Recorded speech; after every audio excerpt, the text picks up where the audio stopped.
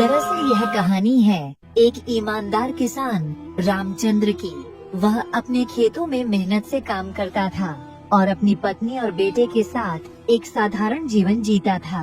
रामचंद्र के पास ज्यादा संपत्ति तो नहीं थी, लेकिन उसके पास संतोष और सुख था। उसे अपने परिवार से बहुत प्यार था और वो उनकी हर जरूरत पूरी करने के लिए दिन रात मेहनत करता था। रूमी, जरा सुनती हो? खाना दे दो, मुझे भूख लग रही है। जल्दी से खाना खाकर मुझे खेतों पर जाना है और उधर से जमींदार सेठ के यहाँ भी जाना है। क्या हुआ? क्यों रूमी रूमी कहकर चिल्ला रहे हो? ला रही हूँ, थोड़ा तसल्ली रखो। जमींदार सेठ ने मुझे उनके घर पर किसी काम से बुलाया है, इसलिए मुझे जल्दी खेतों का काम खत्म करके वहाँ जाना है। फिर रूमी रामचंद्र को खाना परोसती है और रामचंद्र खाना खाकर जाने वाला ही होता है कि तभी रूमी कहती है, आप जाओ, लेकिन समय रहते वापस लौट आना। मैं नहीं चाहती आप रात को बाहर रहो। आजकल समय खराब है, रात में बाहर रहने का जमाना नहीं है। ठीक है, मैं आ जाऊंगा, तुम मेरी फिक्र मत करो। इतना कहकर रामचंद्र अपनी खेतों की ओर निकल पड़ता है। दिन भर खेत में काम करने के बाद शाम होने पर रामचंद्र जमींदार सेठ से मिलने के लिए उनके घर जाता है। अरे राम भाई, कैसे हो? परिवार कुशल पूर्वकता तो है ना? सेठ जी, आपके दुआ से हम सब अच्छे हैं। राम, आजकल खेतों में काम कैसा चल रहा है? इस बार पिछले साल से ज्यादा खेती करना है, इसलिए थोड़ा खेतों में ज्यादा मेहनत करना पड़ेगा। मैं इस बार अपने बच्चे को पढ़ने के लिए शहर भेजना चाहता हूँ। अगर समय ने साथ नहीं दिया तो तुम क्या करोगे? सेठ जी, मैं पूरी कोशिश करूंगा, आगे ईश्वर की माया है। अरे राम भाई, बात करते करते जो काम के लिए मैंने तुम्हें बुलाया था, वह काम तो मैं तुम्हें बताना भूल ही गया। राम, कल सुबह तुम्हें मेरी बैलगाड़ी में 30 बोरी गेहूं को लेकर तकरारपुर गांव जाना है और तकरारपुर गांव में मेरे मित्र राहुल के यहाँ पहुँचाना है। मैं किसी काम से दूसरे गांव जा रहा हूँ और यह काम करने के लिए मुझे कोई आदमी नहीं मिल रहा, इसीलिए मैंने यह काम तुम्हें सौंपा है। बस इतनी सी बात। मैं आपका काम कर दूंगा सेठ जी। राम, इस काम के बदले मैं तुम्हें अपनी 10 बीघा जमीन खेती करने के लिए दे दूंगा। तुम जितनी भी फसल करोगे, उस फसल का आधा हिस्सा तुम्हारा होगा और आधा मेरा। 10 बीघा जमीन? सेठ जी, क्या आप सच कह रहे हैं? हाँ राम, मैं बिल्कुल सच कह रहा हूँ। तुम उस जमीन पर खेती करना और अपने बच्चे को खूब पढ़ाना लिखाना। आपका बहुत बहुत धन्यवाद सेठ जी। अब मैं मेरी जमीन और आपकी जमीन दोनों पर बहुत मेहनत से खेती करूंगा। ऐसा कहकर रामचंद्र अपने घर की ओर निकल गया। अरे किधर गई रूमी? सुनती हो? जरा इधर आओ। अरे आपको आने में इतना लेट कैसे हो गया? आप तो बोले थे शाम होने से पहले लौट आएंगे। और क्या बात है, आप इतने खुश कैसे नजर आ रहे हो? तो सुनो रूमी, कल सवेरे सेठ जी के काम से मुझे तकरारपुर गांव जाना है।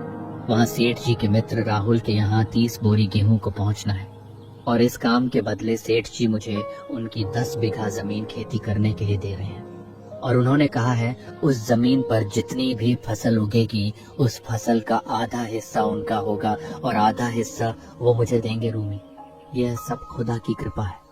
क्या सच में सेठ जी ने ऐसा कहा? ये तो बहुत ही खुशी की बात है। अब हम उस जमीन पर और ज्यादा मेहनत करके फसल उगाए और अपनी बच्ची को अच्छे से पढ़ा दिखा सकेंगे। हाँ रूमी, इसीलिए तो मैंने हाँ कहा है। ये सब सुनकर रूमी खुशी से मन ही मन झूमने लगी। फिर अगले दिन सुबह होने पर रूमी, मैं जा रहा हूँ सेठ जी के यहाँ से बैलगाड़ी को लेकर तकरारपुर गांव के लिए। ठीक है, ध्यान से जाना और समय रहते घर वापस लौट आना। ठीक है, मैं शाम होने तक वापस आ जाऊंगा। पिताजी, शाम को जब आओगे तब मेरे लिए समोसे लेकर आना। ठीक है बेटा, ले आऊंगा। यह कहकर रामचंद्र अपने घर से चला जाता है और सेठ जी के यहाँ से बैलगाड़ी को लेकर तकरारपुर गांव की ओर निकल गया। रामचंद्र चलते चलते आखिरकार तकरारपुर गांव पहुँच गया। अरे नमस्ते राम भाई, कैसे हो? और सभी देवी नगर वासी कैसे हैं? नमस्ते राहुल भाई, मैं ठीक हूँ और आप कैसे हो? और हमारे देवी नगर वासी भी सभी ठीक है? अरे राम भाई, मैं ठीक हूँ। तकरारपुर गांव कैसे आना हुआ? राहुल भाई, जमींदार साहब ने आपके लिए 30 बोरी गेहूं भिजवाई है, इसीलिए मैं देवी नगर से तकरारपुर गांव आया हूँ। अरे हाँ, मैं तो भूल ही गया था। मैंने ही उनसे 30 बोरी गेहूं मंगवाए थे। तो बताओ राहुल भाई, गेहूं की बोरी सब कहाँ रखूंगा? आगे वाले रूम में रख दो। फिर रामचंद्र ने गेहूं की बोरी बैलगाड़ी से खाली कर देता है। ठीक है राहुल भाई, अब मैं चलता हूँ, मुझे रात होने से पहले घर पहुँचना है। अरे राम भाई, इतनी दूर से आए हो, थोड़ी देर आराम कर लो। थक गए होंगे, फिर थोड़ी देर आराम करने के बाद चले जाना। अरे नहीं राहुल भाई, इतनी दूर जाना है, धीरे धीरे चलता हूँ, और जहाँ कहीं भी मुझे थकान होगी मैं वहीं थोड़ी देर बैठकर आराम कर लूंगा। ये कहकर रामचंद्र अपने गांव के लिए निकल पड़ता है। कुछ दूर जाने के बाद राम सोचता है, क्यों ना मैं थोड़ी देर किसी पेड़ के नीचे आराम कर लूं, बहुत थक गया हूँ। यह सोचकर रामचंद्र एक पेड़ की छाया में बैठ जाता है। तभी थोड़ी देर में राजू नाम का एक आदमी वहाँ आ जाता है। अरे राम भाई, कहाँ से आ रहे हो? आप बहुत दिनों बाद दिखाई दिए।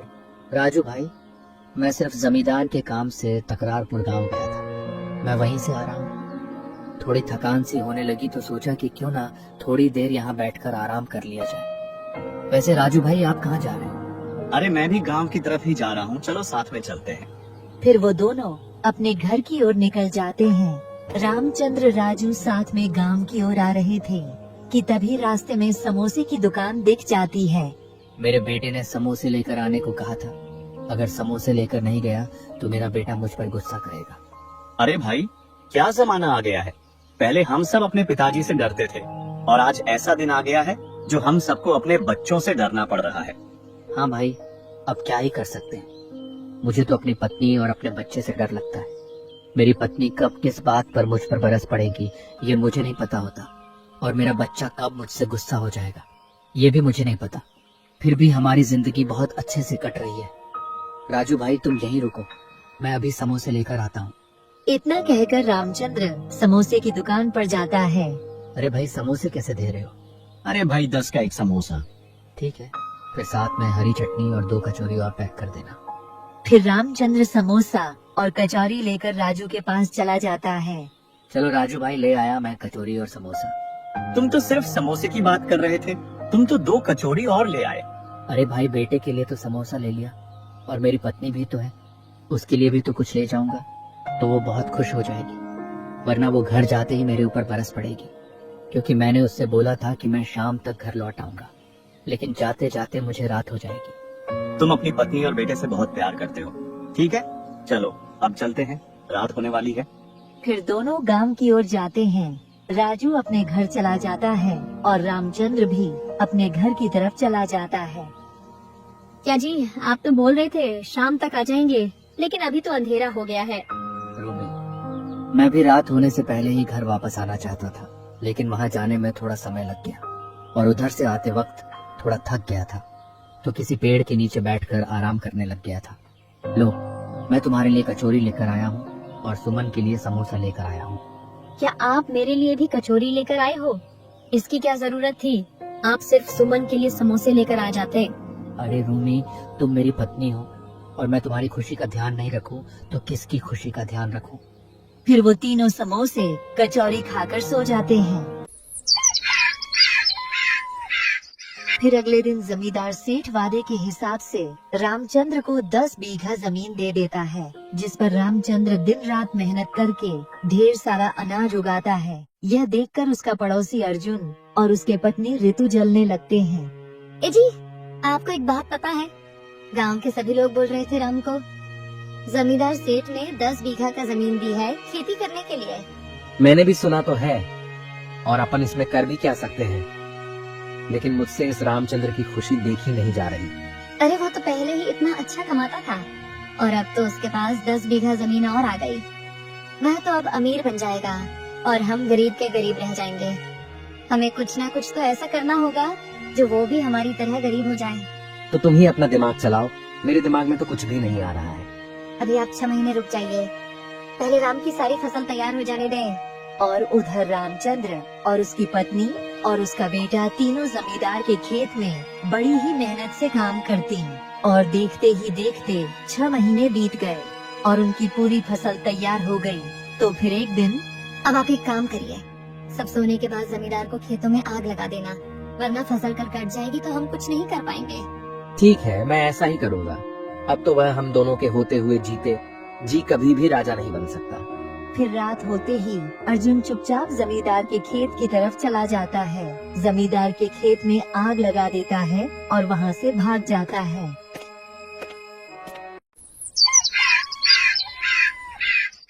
फिर अगले दिन सुबह होने पर दोनों पति पत्नी फसल की कटाई के लिए खेत की ओर चले जाते हैं। लेकिन वहाँ का नजारा देखकर उन दोनों की आंखें फटी की फटी रह जाती हैं। अरे रूमी, ये क्या हो गया? ये सारी फसल कैसे जल गई? ये कैसे हो गया जी? ये आग कैसे लग गई? हम तो बर्बाद हो गए। अब क्या करेंगे? कहाँ जाएंगे और अपने बच्चे को कैसे पढ़ाएंगे? हे खुदा, किसकी बुरी नजर लग गई? इतना कहकर रूमी जोर जोर से रोने लगती। पता नहीं अब ये आग कैसे लग गई। हमारी सारी मेहनत बर्बाद हो गई। हमारा सारा अनाज जल गया। 2 दिन बाद जमींदार साहब अपने घर अनाज लेने आएंगे तो मैं उन्हें क्या कहूँगा? इसमें अपनी क्या गलती है? अपन ने जानबूझकर ऐसा थोड़ी किया है। आने दो उनको, अपन उनसे साफ साफ बोल देंगे। फिर ऐसे ही 2 दिन बीत जाते हैं और जमींदार अपने आदमी के साथ रामचंद्र के यहाँ फसल के लिए जाते हैं। अरे राम भाई, जरा बाहर आओ। फिर रामचंद्र और उसकी पत्नी दोनों बाहर आते हैं। लाओ राम, मेरी फसल का आधा हिस्सा मुझे दे दो। लेकिन डर की वजह से राम कुछ नहीं बोलता। क्या हुआ राम, तुम इस तरह मुंह लटकाए क्यों खड़े हो? कुछ बोलते क्यों नहीं? सेठ जी, आपके खेत की पूरी फसल जल गई। जब मैं शाम को आया था तब तक सब कुछ ठीक था, लेकिन जब अगले दिन सुबह फसल काटने के लिए हम दोनों खेतों में वहाँ गए तो वहाँ जाकर देखा कि सारा खेत जला हुआ था। राम, मुझे भी पैसों की जरूरत है। मैं वह अनाज बेचकर अपने बेटे की हॉस्टल की फीस भरूं, क्योंकि मैंने बड़े बेटे को शहर में अच्छे स्कूल में डाला है। तो उसकी स्कूल की फीस 30,000 थी और मैं इस फसल को बेचकर उसके हॉस्टल की फीस भरना चाहता था। सेठ जी, ये सब मैंने जानबूझकर थोड़ी किया है। मुझे भी अपने बेटे को अच्छे स्कूल में पढ़ाना था। मैंने भी आपके खेतों में बहुत मेहनत की थी। राम, मुझे वह सब नहीं पता। मुझे मेरी फसल का आधा हिस्सा चाहिए, और अगर तुम्हारे पास मेरी फसल का हिस्सा नहीं है तो मैं तुम्हारी 5 बीघा जमीन और तुम्हारा घर ले रहा हूँ। सेठ जी, आप ये क्या कह रहे हैं? मैं अपनी पत्नी और अपने बच्चे को लेकर कहाँ जाऊंगा? थोड़ा तो रहम कीजिए सेठ जी। मुझे तुमसे कोई लेना देना नहीं है। जब तुम मुझे 30,000 दे दोगे तो मैं तुम्हें तुम्हारी जमीन और तुम्हारा घर दे दूंगा। अब तुम अपनी पत्नी और अपने बच्चे के साथ यहाँ से चले जाओ, वरना मुझे धक्के देकर यहाँ से तुम्हें भगाना पड़ेगा। फिर रामचंद्र अपनी पत्नी और अपने बच्चे को लेकर वहाँ से चला जाता है। पापा, मुझे बहुत जोर से भूख लग रही है, कुछ खाने को लेकर आओ ना। हाँ जी, दोपहर हो गई और अभी तक मेरे बेटे ने कुछ नहीं खाया। आप कुछ खाने का इंतजाम करिए ना। मैं क्या करूं? मुझे कुछ समझ में नहीं आ रहा, क्योंकि 6 महीने की मेहनत पानी में चली गई और सेठ जी ने भी अपने साथ अच्छा नहीं किया। उन्हें कभी सोचा नहीं था कि अपने साथ इतना बुरा होगा। अपना इतना बुरा वक्त कभी आएगा। मेरे खुद समझ में नहीं आ रहा कि मैं क्या करूं। अब रामचंद्र के पास रहने को घर नहीं था और खाने को रोटी नहीं थी। यह वक्त रामचंद्र के लिए बहुत ही कठिन था। सुनिए जी, मैं ऋतु के यहाँ जाती हूँ और उससे कुछ रोटियाँ मांग कर ले आती हूँ। आप दोनों तब तक यहीं बैठो। इतना कहकर रूमी ऋतु के यहाँ चली जाती। ऋतु बहन, कुछ रोटियाँ है क्या? मेरे बच्चे ने सुबह से कुछ नहीं खाया, उसको भूख लग रही है। अगर कुछ रोटी है तो दे दो, ताकि मैं मेरे बच्चे की भूख मिटा सकूं। रोटी तो नहीं है, और जो रोटी थी वो अभी अभी मेरे बच्चों ने खा ली। मुझे माफ कर दो बहन। फिर रूमी वहाँ से उदास होकर वापस लौट जाता है। क्या हुआ रूमी, रोटी नहीं मिली क्या? नहीं जी, ऋतु बोल रही थी जो रोटियां थी वो उसके बच्चों ने खा ली, इसलिए उसके पास रोटियां नहीं थी। रूमी, अभी हमारे दिन खराब है तो हमारी कोई मदद नहीं करेगा। सुनो, हम बच्चे को लेकर दूसरे गांव तकरारपुर चलते हैं, क्योंकि यहाँ अब अपनी कोई मदद नहीं करेगा और ना ही मुझे कोई काम देगा, और ना अब अपने पास अपनी जमीन बची है जिस पर अपन खेती कर सके। अब हमारा बुरा वक्त आ चुका है। लेकिन हम तकरारपुर में किसके पास जाएंगे, और ऐसी हालत में हमारी कौन मदद करेगा? अरे वो जो पिछली बार मैं तकरारपुर गया था ना सेठ जी के काम से, वही राहुल भाई, उन्हीं के पास कोई काम जरूर मिलेगा। चलो हम अभी ही चलते हैं ताकि शाम होने तक वहाँ पहुँच जाएंगे। रामचंद्र अपने परिवार को लेकर तकरारपुर गांव तो जा रहा था, लेकिन रामचंद्र को अपने गांव से बहुत लगाव था। वह अपने खेत और घर को छोड़कर कहीं और नहीं जाना चाहता था। फिर भी परिवार की देखभाल के लिए उसने दूसरे गांव जाने का निर्णय लिया और तकरारपुर गांव जाने के लिए रवाना हो गए।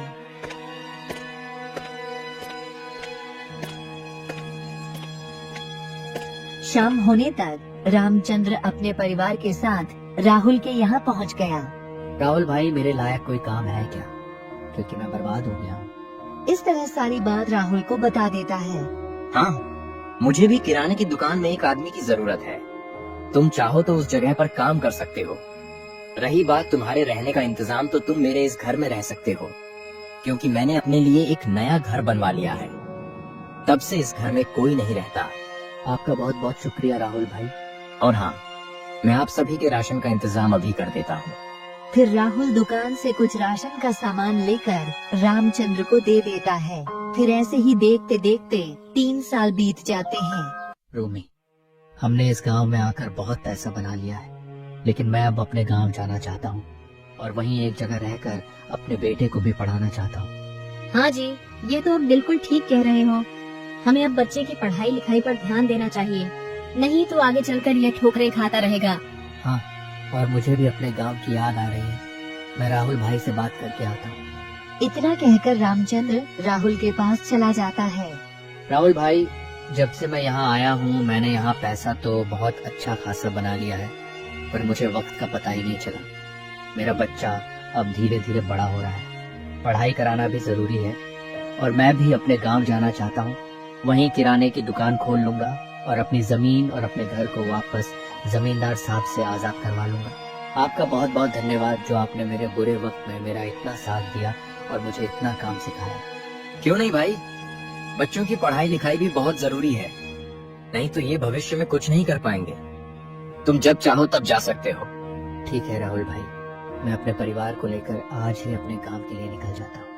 फिर रामचंद्र अपने परिवार के साथ गांव लौट आया और अपने लिए एक नया घर बनवाया और गांव में ही छोटी सी किराना की दुकान शुरू किया।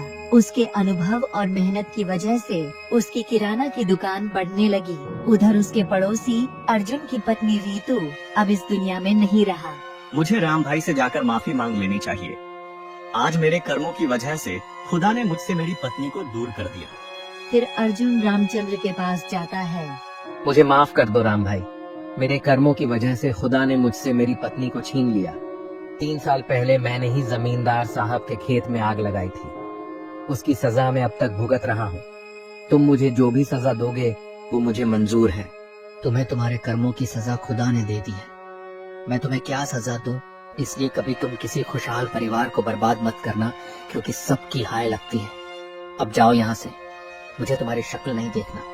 तो दोस्तों, हमें इस कहानी से यही सीख मिलती है कि हमें किसी के साथ भी कभी बुरा नहीं करना चाहिए, नहीं तो खुदा भी हमारे साथ वैसा ही करते हैं। और एक मनुष्य का वक्त है जो उसे सब कुछ सिखा देता है। किसी का बुरा वक्त है तो वो मेहनत करके अपना अच्छा वक्त वापस लेकर आ सकता है।